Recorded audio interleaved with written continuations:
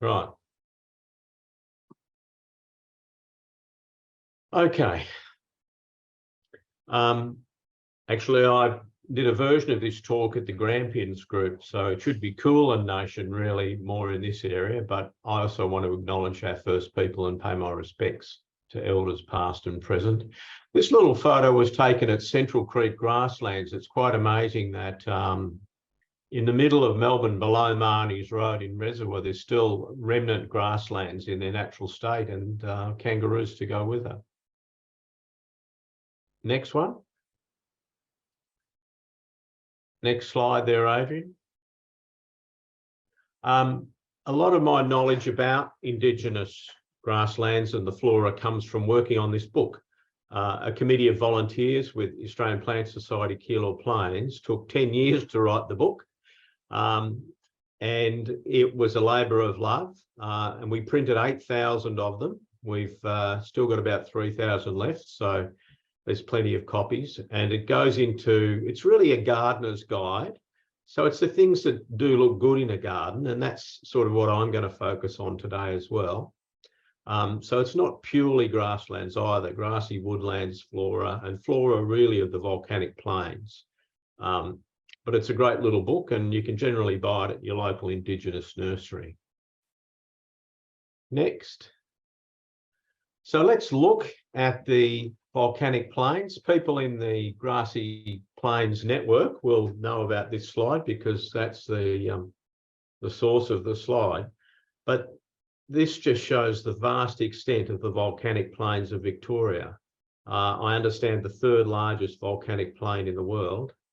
And you can see the pure grasslands in the browny colour, and the purple is all that's left.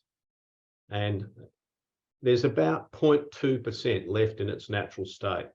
So it's a complex ecosystem of herbs and lilies and not just grasses. And it's severely under threat. Next, just a little bit about the volcanic plain. So the volcanic activity started 4.5 million years ago and continued until 10,000 years ago, with eruptions about every 10,000 years. So perhaps we're due for one. The hot spots these days are more over in South Australia, though. There were massive explosive eruptions in some places, perhaps down around Camperdown. You've seen the big crater lakes there, but mainly there were small volcanoes, and the lava spread out all over the landscape, filling up valleys and just spreading a thin layer all over the place. So native grasslands are focused on these areas, long weathering, basalt clays, cracking clay soils, generally fertile but poorly drained. And there's a whole range of areas which to the west of Victoria that get a lot of rainfall, and in the rain shadow areas around the west of Melbourne that don't get much at all. Next. So you can see in places that are exposed, like the Organ Pipes National Park in Keilor, which is worth visiting if you haven't, how deep that lava flow there. That's where very deep lava has cooled slowly, and when it cools slowly, it forms these great big long crystals, essentially, giant crystals that make up the columns. And the Friends of Organ Pipes National Park celebrated their 50 years recently. They've done heaps of work revegetating the area around here with Indigenous plants. So I'm not only talking about plants of the grasslands, but also the escarpments and associated volcanic plains.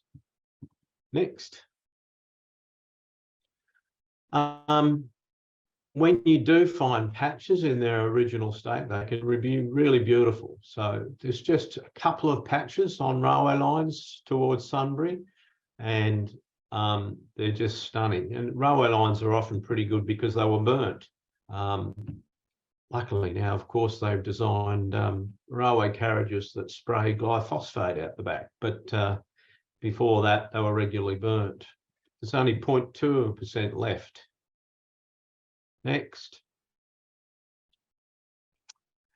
So the plants, over 615 species of plants occur naturally on the grasslands, very complex ecosystem. And 60 of those species are the Fauna and Flora Guarantee Act threatened species list, but unfortunately 42 of those do not have action statements and funding to, save them.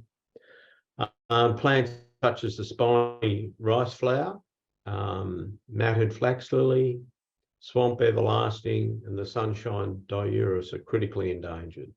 You can help a bit by growing these things. Well, perhaps not the sunshine diurus. You might need a permit for that. Part of the ecosystem you won't be able to match in your garden was, of course, fire. Grassy woodlands designed to be, and grassy plains designed to be burnt regularly. In fact, Thermita can take over too much and take over an area and blot out everything else if it's not burnt at some stage. It's an ecosystem adapted to fire. Next. Just an example, one of the critically endangered plants. There is a lot of work and going on to save this species, and Debbie Reynolds from our APS Keeler Plains group has done a lot of her PhD on this plant. It's critically endangered. That's the subspecies up near the Little Desert. Next.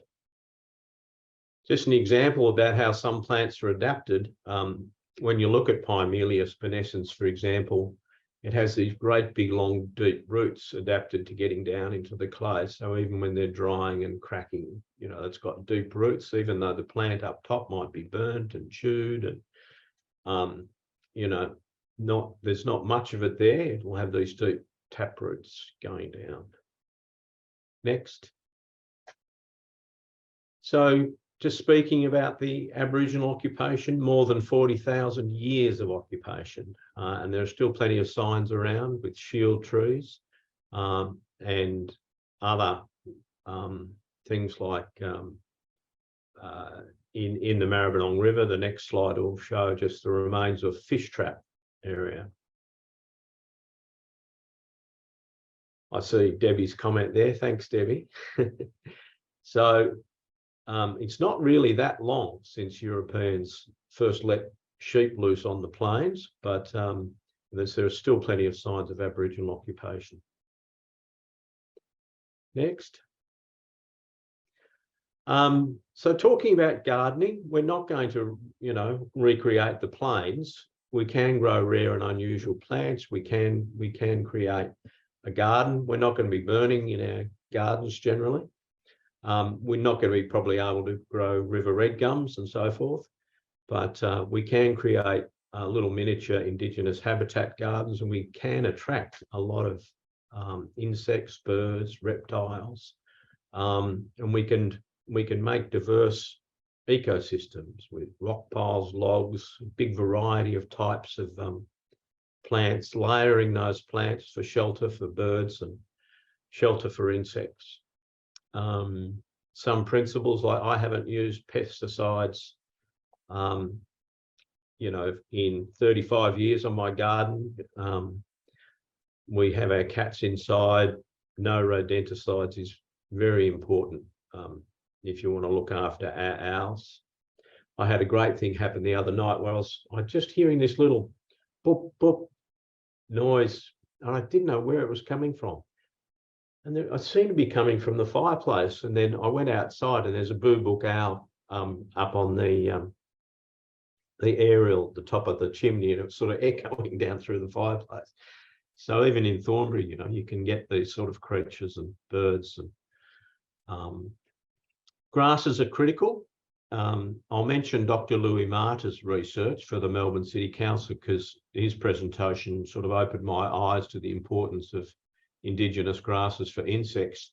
He did survey work actually going into Melbourne's parks, and he actually counted the invertebrates on all the different species, and the species that had the most different insects on them, hosting them, were by far and away the Indigenous grasses. The area that had the least was the non-native lawn areas. After the Indigenous grasses came Indigenous shrubs. Shrubs like Goodenia ovata, I think, topped the list. And I don't actually cover it today, but it's a good plant that flowers all year round. So, the solid research shows that indigenous grasses are best for habitat. And caterpillars, I love to see caterpillars because caterpillars mean there's moths and butterflies. And I'll mention moths because I'm going to cover moths a little bit. I've got a book called Moths and Their Food Plants in Southern Australia. There are over 20,000 species of moths in Australia. There's 10 times the number of moths than there are butterflies. And caterpillars are just machines for turning greenery into protein for birds. So they're wonderful things. And local insects love local plants. Next. So I'm going to just start with some trees. I'm speaking to the converted, I know, and people will have more botanical knowledge than me, but I'll whip through some of the trees, some of the shrubs, some of the flowering plants, and there's more detail about all of these in our book, Plants of Melbourne's Western Plains.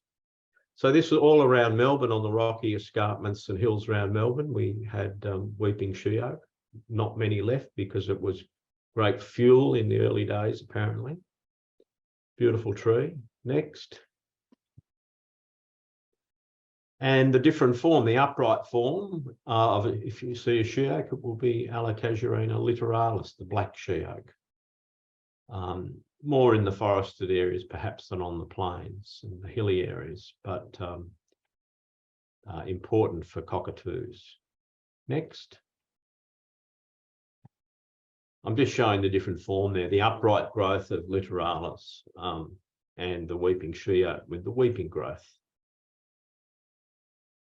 Next. And of course, river red gums. I must admit, I do have some river red gums in pots. Even in pots, they seem to get a bit of habitat happening. They get the little scale on them and the lerps that I find birds feeding on. They're all across the plains where there's enough water, where there's drainage lines, or in the west, right across the plains, river red gums. Next. Grey box is an underrated tree, long-lived, really hardy tree, like out on the western plains of Melbourne, where places like Ainsbury, one of the last grey box forests, Eucalyptus microcarpa.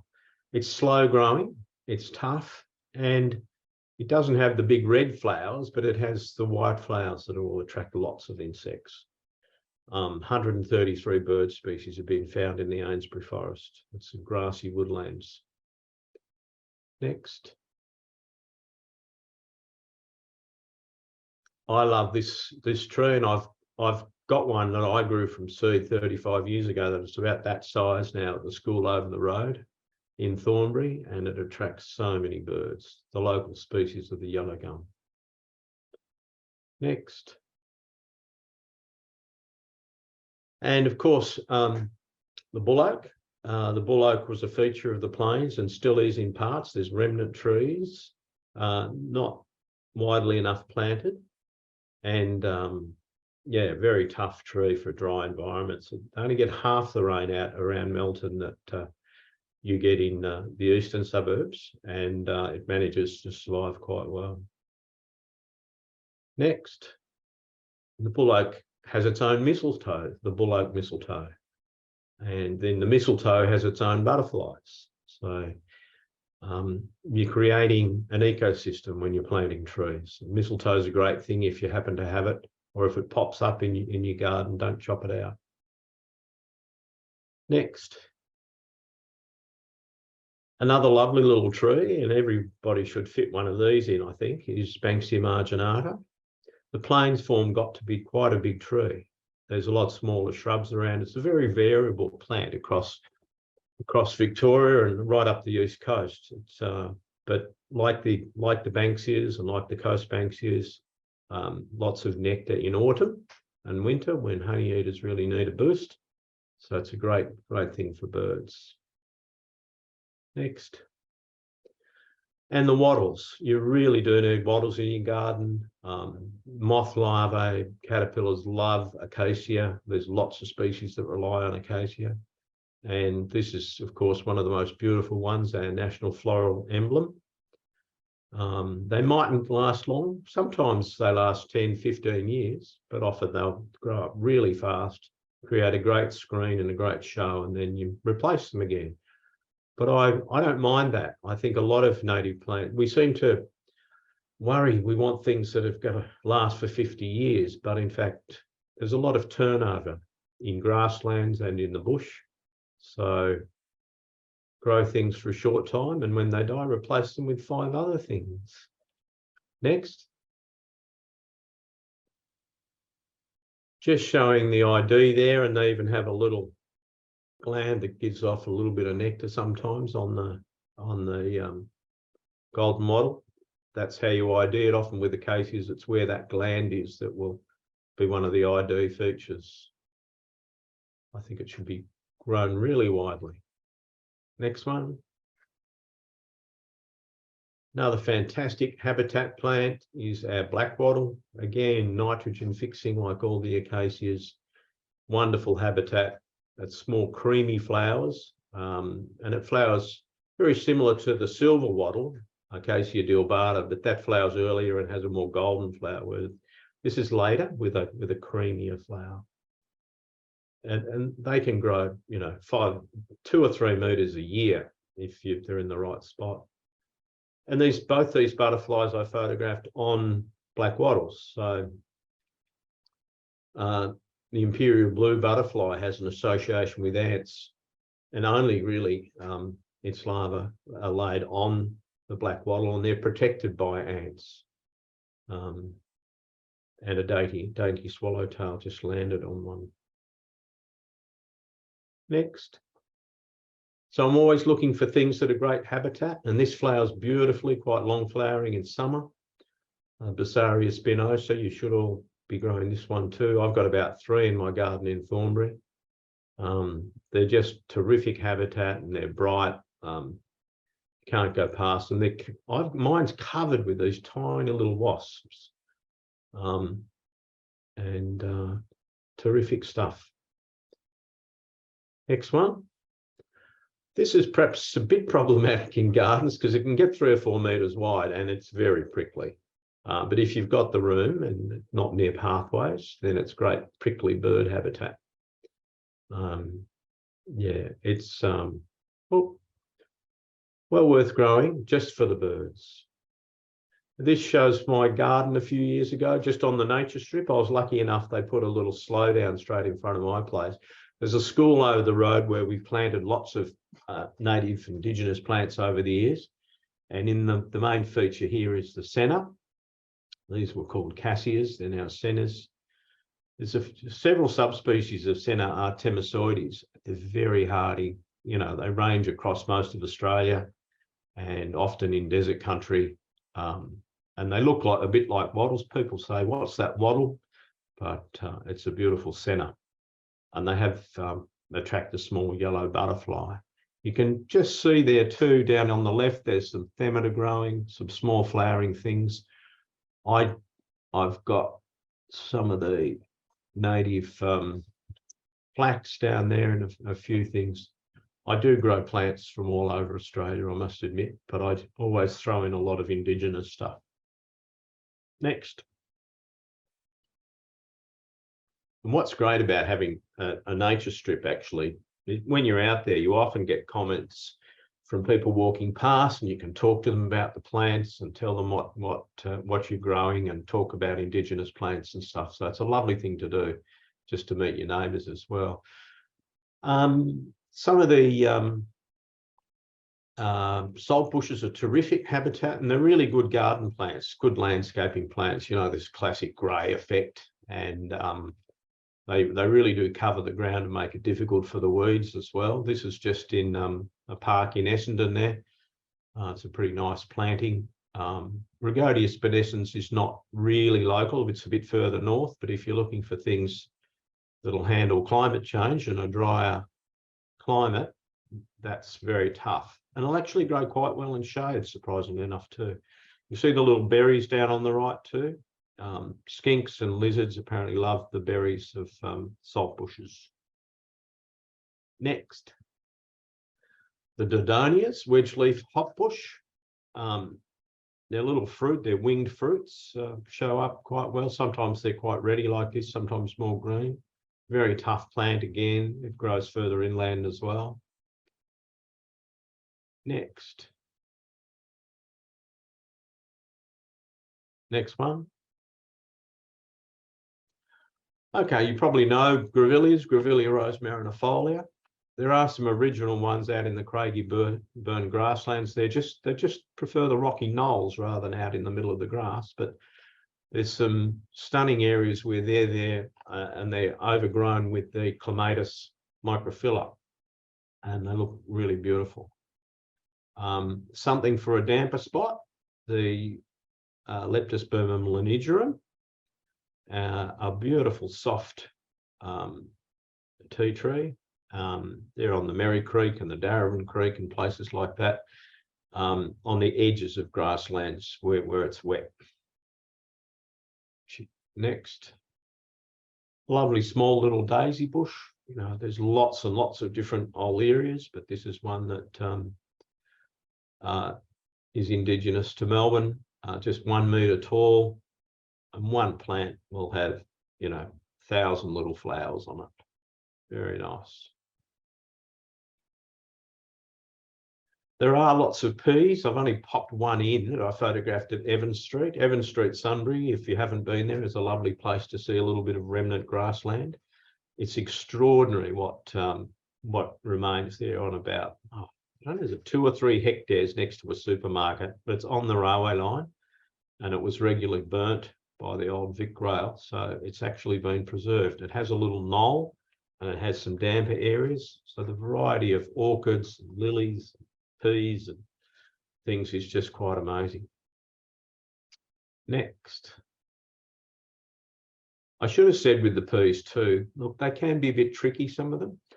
Plant them en masse. If you can plant 4 or 5 or 5 or 7, they say plant in odd numbers, but another little plant that you wouldn't really know is there until it flowers is Pimelia, little Pimelia glauca. These little rice flowers, each little tubular flower is designed for butterflies, really, and moths. Next,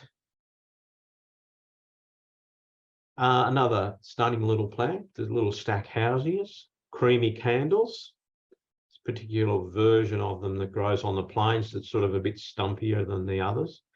But you can see this is just a natural scene, another little remnant right in the middle of industrial areas in the west of Melbourne, the Derrimut native grasslands, another spot worth checking out. You can see around the basalt floaters and the action of the clay compacting each summer and then in the winter brings up these basalt floaters from the rock below, which is quite an amazing process. Someone's asked about where you purchase these things. I'll mention a few Indigenous nurseries at the end, but in Melbourne, if you're in Melbourne, nurseries such as La Trobe Uni Wildlife Reserve Nursery there, the Newport Lakes Nursery and Vink in Fairfield, they'd all have a lot of these Indigenous plants. I think this is a bit harder to get, this particular Stackhausia, but I think the Newport Lakes has it. Next. Brachyscone basaltica. I've had one in a pot now for several years, and it's amazing. I just keep putting it in a bigger pot. Loves moisture, and if you keep watering it, it keeps flowering. And it can, one little plant in a pot can have 400 or 500 flowers on it. And it's always got hoverflies and a range of other things come to it. Beautiful little plant, really. And it'll naturally die back if it's not in a damp situation, and then come again. Next, another stunning thing, and this is one that's caught on in the nursery industry, and it's got fancy name, baby something. I'm not sure what it's called, but It's the chamomile sunray is a lovely plant. I had them lining my front path. They lasted between 2 and 4 years, so they don't necessarily live long. But you know, we don't seem to mind planting annuals that are European annuals every year. Why not renew your indigenous plants every couple of years? Next. More daisies, stunning daisies. Leucochrysum albicans is a beautiful, beautiful plant, very rare. Just certain roadsides right out on the Western Plains, but Victoria, beautiful plant for a container, I think. It's another one that, you know, it might last a year or 3, but, you know, you cut it back after flowering and it might come again nicely. Or collect the seed and sow it. Another thing that's a daisy, and you mightn't tell that it's a daisy because it doesn't have the ray florets that make up the classical daisy, but this, like the middle of the daisy, is the important bit because each of those heads is made up of hundreds of individual little flowers. That's what makes a daisy a daisy. But there's lemon beauty heads, is a stunning plant, again, likes a bit of moisture. But that's in the wild there. That's just growing out in the Craigieburn grasslands, and a beautiful little patch out there. Looks terrific in the garden. Next.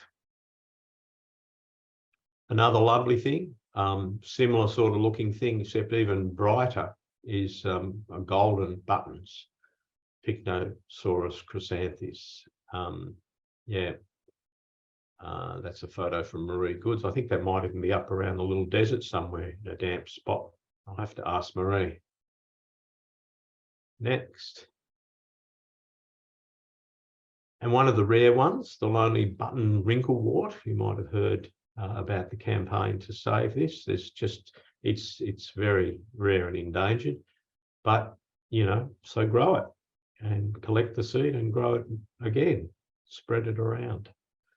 Rutidosus leptorhynchoides, tricky to pronounce, but a lovely little daisy.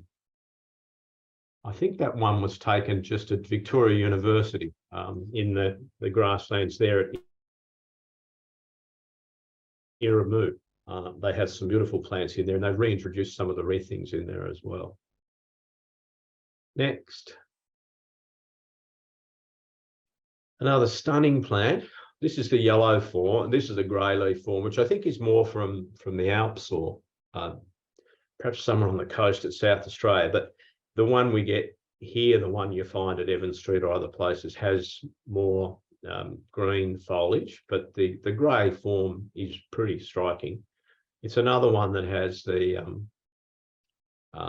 has this lovely sort of chunky form, arching branches. Should be in every garden. Looks great in groups or along edges as well. The clustered everlasting. Next. So many daisies. And the one we call common, the common everlasting. And this is a little garden bed just out at Cranbourne, at the Botanic Gardens Cranbourne, the Australian garden. You should all, I suppose, have been there. I hope you have. But it makes a great display, and that's growing under some ironbarks. It's pretty tough. I find it does like a bit of water to flower really well, and it likes a bit of sun, but it handles sort of half shade. Chrysoscephalum apiculatum, beautiful planted en masse, but it'll easy grow from cutting. So you want to get more plants, just break off little bits, chop, you know, make little cuttings out of them. Next, Michael Chincotter's made a comment about the grey leaf form growing on the Plenty Gorge of that Chrysoscephalum. I can't take notice of all the comments, but I'll check them all out at the end. Yam daisies, of course, which was Microceras lanceolata. I think it's Walteri now, the one on the plains. Cultivated by First Peoples, of course, and early, you know, Westerners saw people spread out across the plains with digging sticks, cultivating this and digging up some and leaving others. I find it gets a bit lost in my garden, and I've grown it more successfully in pots. But once you have it, you can, spread the tubers around and grow more of it. Next. And one way to ID it is that it has drooping buds. So particularly if you're in the Alps and you've got these mixed in with dandelions everywhere, the Microceras, the yam daisy, are the ones with the drooping buds. It's a quick way to tell the difference. Next. Another stunning daisy. See, we've got lots of daisies. The swamp everlasting, critically endangered. Seems very handy in a pot though. I grow them in pots and they come up and they've always got things wanting to come along and pollinate them. And very bright, classic paper daisy, bright centre there. Stunning. Next. Coronidium. I think I've just got thousands of daisies today. I like this one because there's the big bug on the coronidium. But these are a lovely, that's probably a bit past its best, it's a bit faded, but they always do have a little sort of faded brown edge to them, which is how you can tell the flowers of this one. Coronidium scorpioides. All your Indigenous nurseries should have all these plants. Yeah, someone said that they might be too wet. They do like a well-drained spot, the coronidium. They're more in places like the Brisbane Ranges in the drier country there. Another thing that we found in Sunbury on escarpments, I remember Russell Best in our group, climbing up an escarpment to get to these, the Australian hollyhock. They're mainly on the coast, but there's a few inland places as well. Great spires, about 1.5 to 2 metres tall, covered in flowers. And there were bull ants all over this one. It's a bit unusual, but they're quite a striking plant for the garden. Malva preciana. Next. Linum marginale. This one's very easy to grow, and if you put it in once, it'll keep coming from seed. So it's a beautiful blue, like a plumbago blue. Really, really pretty. And again, hoverflies seem to particularly like it. I don't mind it spreading in the garden. It's easy to pull out if you get too much of it. Next. Impact plant you don't want to put in a spot where people will walk on it is the blue devil, Eryngium ovinum. And I've got that photo via iNaturalist. All the photos tonight are mine, except where I say that they're somebody else's. So, and I don't know why I didn't put whose it was on iNaturalist, but yeah, striking plant, great in grasslands, all through our Western grasslands. Next. Lilies. Oh, jump back to those lilies. There we go. The early Nancy, the Wormbia doika, never quite know how to pronounce that. There's male and female ones of that. I think that's a female. And the bulbine lily's fantastic. I've got it on my nature strip in Thornbury and it keeps coming. It spreads, it seeds, self-seeds.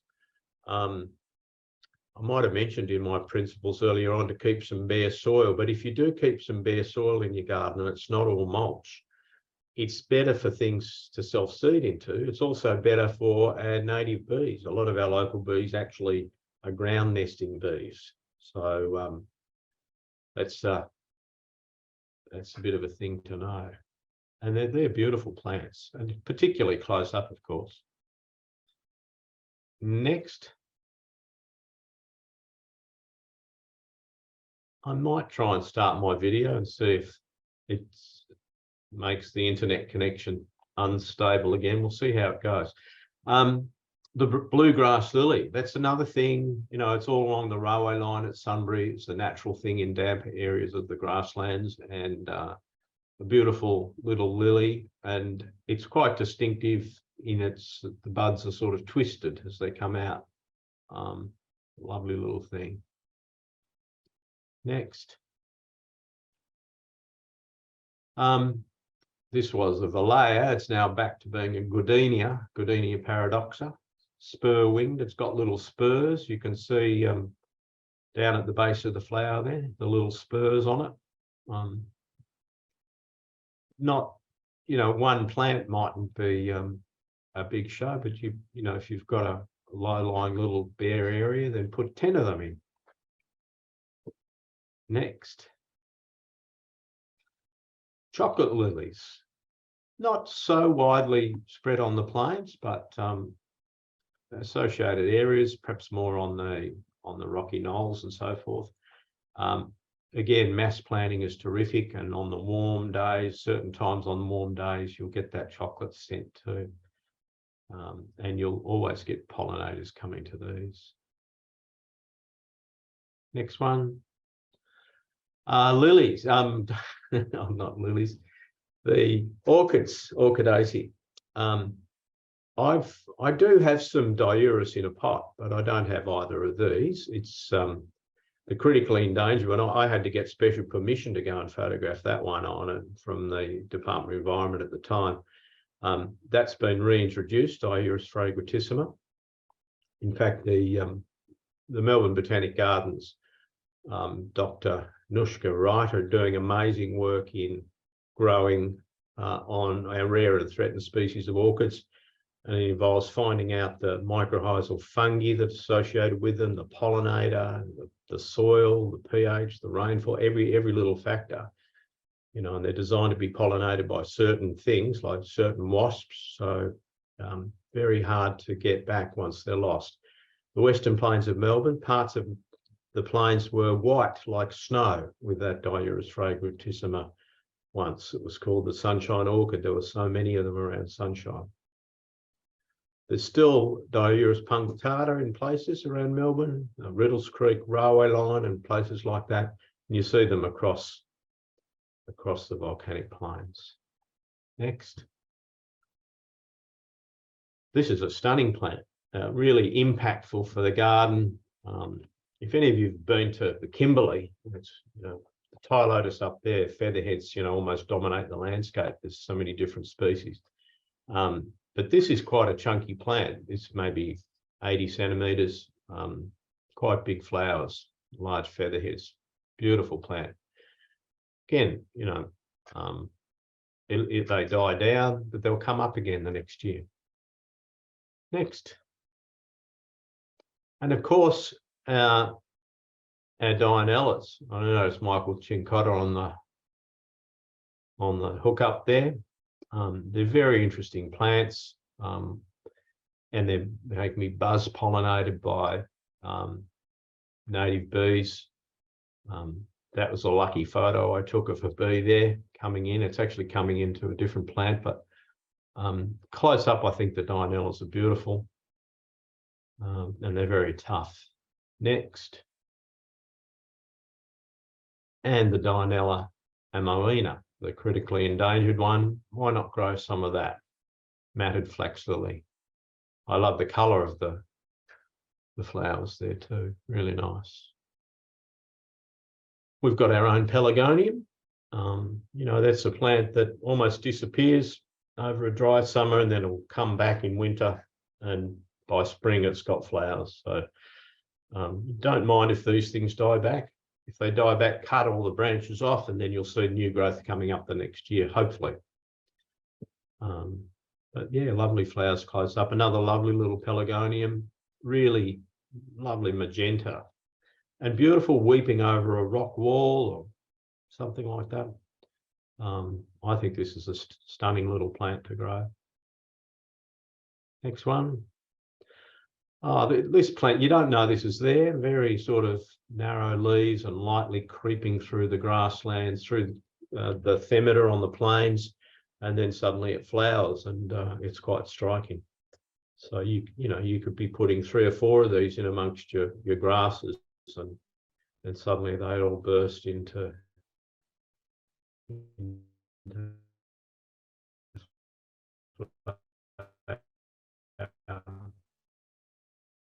next one. Next. Oh, are we going to the next one? Have we lost Adrian? Oh, there we are. Another, oh, I'm getting the internet is unstable. I'll turn the video off for the minute.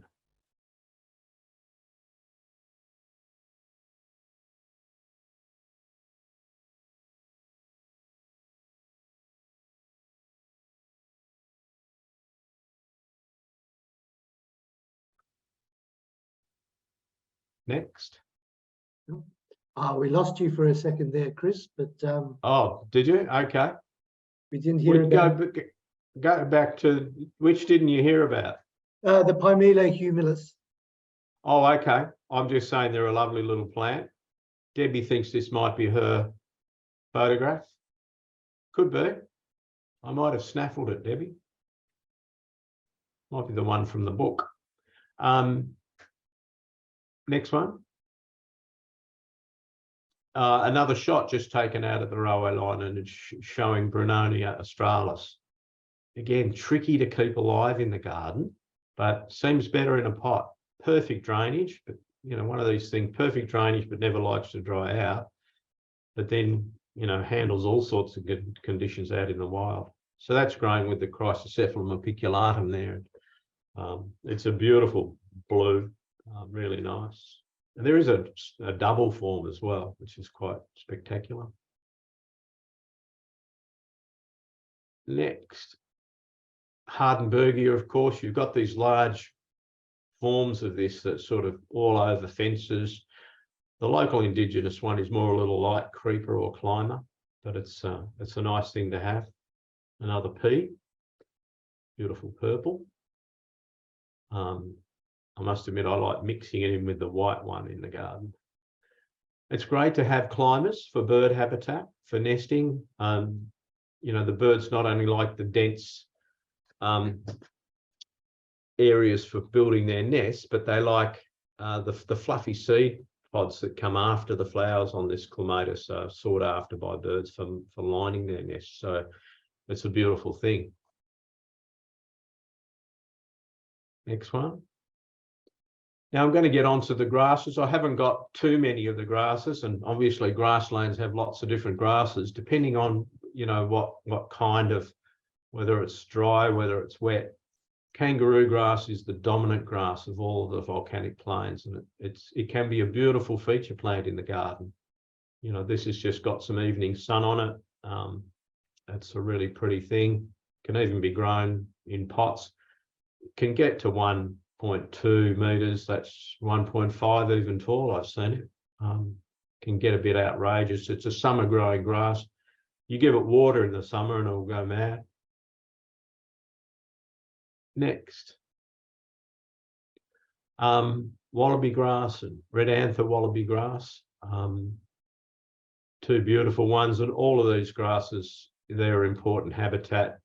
They've got insects living in the clumps at the base, and little birds coming for seeds and that sort of thing. Next. This is a very lovely thing, long-haired plume grass, Dicolacne crenita. I've mentioned there about Melbourne City Council, again with the grasses. When the grasses go to seed, if you're lucky, you might even get the red-browed finches and little birds coming in. But I like these just as a garden feature. Next one. And these make a beautiful feature, and they're often more in the drier parts. So you might see on grassland, you'll see sort of a slightly hilly area, and you'll see the ostrostipers are often in the drier bits where they can take over from the kangaroo grass. The next slide, I think, shows, oh no, doesn't. This is weeping grass. I'm told this is a really good butterfly food. This is Rhina Richter's photo. Can make a lawn as well. I don't know if any of you have a lawn of this.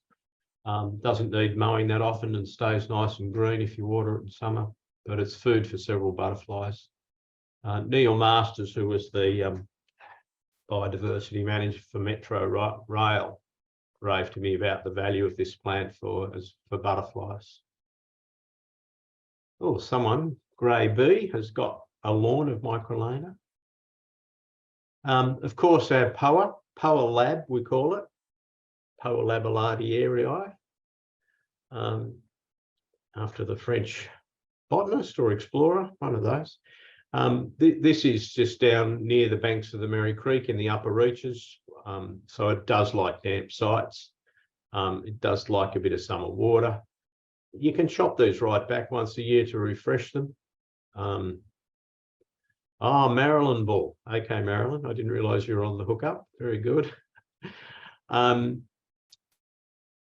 This was the one that that Dr. Louis Marta said had the most invertebrates in it of any plant in all of Melbourne's parks and gardens when he did that survey as an entomologist. Great habitat. And there's also, if you have drier areas, there's Poa morrisi, and there's other different Poas that'll handle them better as well. Yeah. Next. This is a photo I took several years ago. The Werribee Zoo had a feature volcanic plains garden. It's all gone now. It's such a pity. But this is just showing what you can do with swathes of grass and you know, the little Chrysocephalum apiculatum, and in the background you've got some Lomandra there. But it was a lovely thing, and it shows that you can make quite a display with the grasses. Very good. Next one. Next slide. There we go. Don't forget your rushes and sedges. I haven't really gone into them much at all. This is just to answer someone's question there. Now, Melton Botanical Garden tried to have a little local Indigenous patch. It's not really, it hasn't been all that successful in my view. There's a few things there that are going all right. But it needs a bit of work, I think. So caryxes and club rushes, and again, a lot of these things have particular associations with certain insects, and some are quite beautiful, like that tassel sedge there. Next. And our book will say more about the particular conditions for growing all of those things as well. This is Chris Larkin's garden out near the Dandenongs, and she's lucky she's got a fair bit of space, but it shows what you can do if you add water to the landscape. You've got grasses, you've got sedges, you've got water plants, shrubs, trees, rocks, a whole lot of wonderful habitat there. A layered garden is the best sort of garden for habitat. Next. Just to show you a bit more, you know, you might think Lomandras can look pretty scrappy. It helps if they're sort of cut back a bit. But if you see the little sections out of them, like there on the right, it's probably the caterpillars of the splendid ochre butterfly that are doing that. So I always wondered, why are these such great habitat plants? And then Neil Masters showed me, well, have a look for these little edges. And if the edges are being eaten, that'll be the butterfly larva. Next one. And I didn't mention our local Brachyscome multifida. It's certainly a beautiful, hardy little daisy with flowers most of the year. I've got them in my garden, and I just have, for about 6 months of the year, I have these little pairs of grass starts living in the garden, the most common butterfly in my garden in Thornbury, and they love that daisy. Next. The Xerochrysum viscosum was another daisy, and the cuckoo bee. That's got a beautiful story. If you don't know about cuckoo bees, they're like cuckoo birds. They follow bees like the blue-banded bee to their nests, and then they lay their eggs in there, and the blue-banded bees look after their young. But they're a stunning bee. I didn't know what it was when I first found it, and then you can read the story about them. They're magnificent creatures. But the Xerochrysum viscosum is a great garden plant.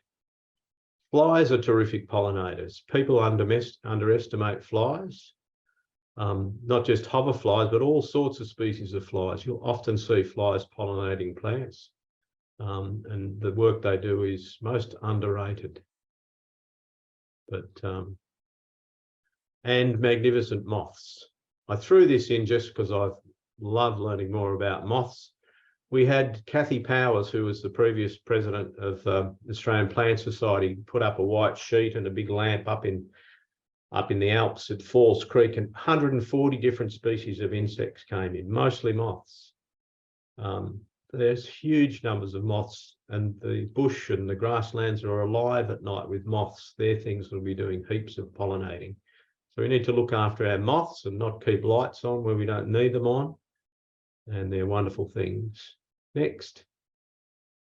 Tell me if I'm going too long, Adrian.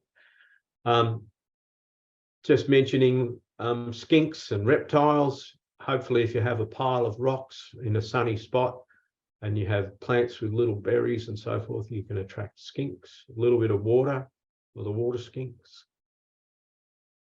Next. I have a bird bath, or 3 actually, but I've put them 2 meters high. So this is up on the stump of an old tree. And because I've planted lots of prickly, dense things around near there, I get the little birds as well. And the red wattle birds and noisy miners seem to keep away. So far, that is. But some of the little birds like this brown thornbill will come to your garden. And you don't need a lot of space. You can have a little habitat garden in a pot. You can have a little pond garden, you can grow indigenous plants. Next. Okay, so if you do want to find out more about this, a lot of you might know about this one, but Melbourne Uni, and I presume, Adrian, I think you might have been involved in this, but this is a fantastic resource to go into all the different grasslands plants, find out more about them and where they occur and how to grow them. It's a terrific field guide. Next, I do want to mention our big conference coming up.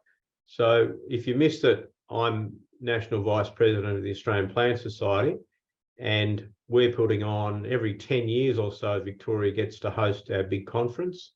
It's going to be on Gardens for Life. It's a national conference at the Melbourne Exhibition Centre there. We'll have week-long tours before and afterwards. We'll have excursions during the week, but 3 solid days of presentation on gardens for wildlife and habitat, saving threatened species, gardens for wellbeing, botanic gardens, restoration and revegetation, insects and biodiversity, indigenous food plants, garden design. So you just go to our website and there's already a couple of newsletters there. You can just register for free your interest, and then you'll be sent the newsletters and you'll be updated. And they're lovely newsletters with a lot of great photos as well. Next one. A couple of other little pleases, things to do. Yeah, visit your local Indigenous nursery and get planting. You learn about stuff by getting out there and doing it. I think all of the plants I've mentioned, except the orchids, are available. You can buy our book, join the Australian Plant Society. If you go to Australian Plant Society Keilor Plains, you can learn about the book. The Indigenous nurseries all have copies of our book. This is a wonderful network, the Grassy Plains Network, focused on campaigning to save our important grasslands, and also join the VNPA more broadly, help create more national parks, get proper funding for our national parks. The conference is next year, by the way. When I said September, it's a year away, but we're planning it. I'm planning the trips now. There'll be 3 trips, one out to the Grampians and Little Desert along the coast, one to Wilson's Prom and down that way. And one to the Great Southwest and the Otways, one to the Grampians and the Little Desert, and one to the Wilson's Prom. All right. A plea to write a letter. Not only do grasslands need saving, but 300,000 hectares of Queensland bush is being cleared every year. And another plea, get out and photograph things and pop them onto iNaturalist. But thank you very much for listening. I know I've probably gone on. Have I gone on beyond my time? But thanks very much. No, thank you so very much, Chris. That was fantastic and so detailed. And glorious photos. I'm going to be coming back to the 2 copies of your book that I have, and we've just had a renovation, so the builders have absolutely destroyed both our back and front garden. So we have a blank slate to work with. So that's been very inspiring. I'm sure many people have questions they want to ask. I've just got to get the chat back on my screen. It seems to have gone walkabout. I've seen samples of bits and pieces, and thank you for everybody for the feedback. But can you hear me, Chris? I'd like to ask a question. Yeah. Oh, I was wondering if there's an old. So you were saying that kangaroo grass can take over a spot of grassland. I'm wondering if you see an old dense patch of kangaroo grass. If you burn it back, you'll have any chance of these more herbaceous species coming back again. Like what's the sort of, you know, if it's taken over a space, how, you know, can it be too far gone, or is the seed bank still viable for some time?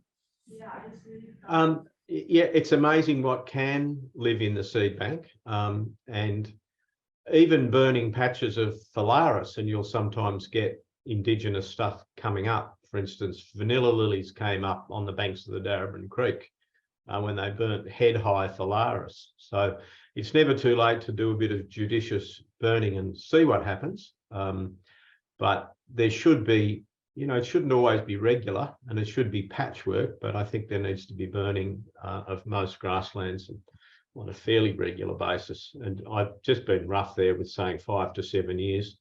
But I'm not an expert on that by any stretch. There's probably other people on the hookup who are more across that than I am.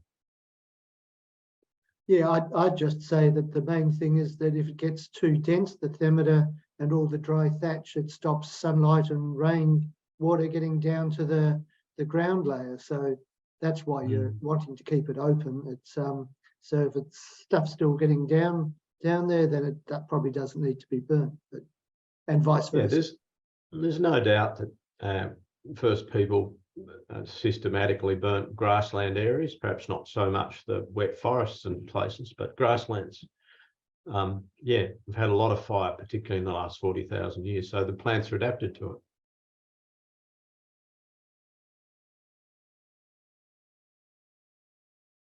Indeed. There's questions. So What's another one? People want to know how tall everyone's Basaria spinosa are. It's I know there's one outside the back of the Botanic Gardens in Melbourne. It must be like 5 meters high or something. It's a grand old tree, really. So, but that's a rare one. Well, some of them get big quickly. I've got one at 5 meters and it's 15 years old. It's in a great spot, but yeah, I have seen them with great big, with trunks that you can hardly get your arms around. Indeed. What else do we have? 6 meters, says Michael Cincotta. There you go. Other questions, everybody? I'm just looking back at the chat there. So if you've put something in as a question as we've gone along and want to raise it now, here's your chance. Oh, and people have put up the links to our conference, which is terrific. And if people want to also like our follow our APS Victoria Facebook page, that would be fantastic too. And I'll share stuff there from the Grassy Plains Network as well. Thanks, Chris. I should mention to everyone too that this has been recorded. Well, you got that message. So we'll have a link up to this on our Facebook page in due course in the next couple of days. And if you go to our website, you'll find the Grassy Talks page there too, and you'll be able to find this talk and all the other Grassy Talks that we've had this year, all there for your viewing enjoyment. So let's wrap this up. Let's say thank you again, Chris. You didn't see us laughing at your wry comments and so on, but we were. I assure you, it was very, very informative and great to have that wealth of knowledge here being shared.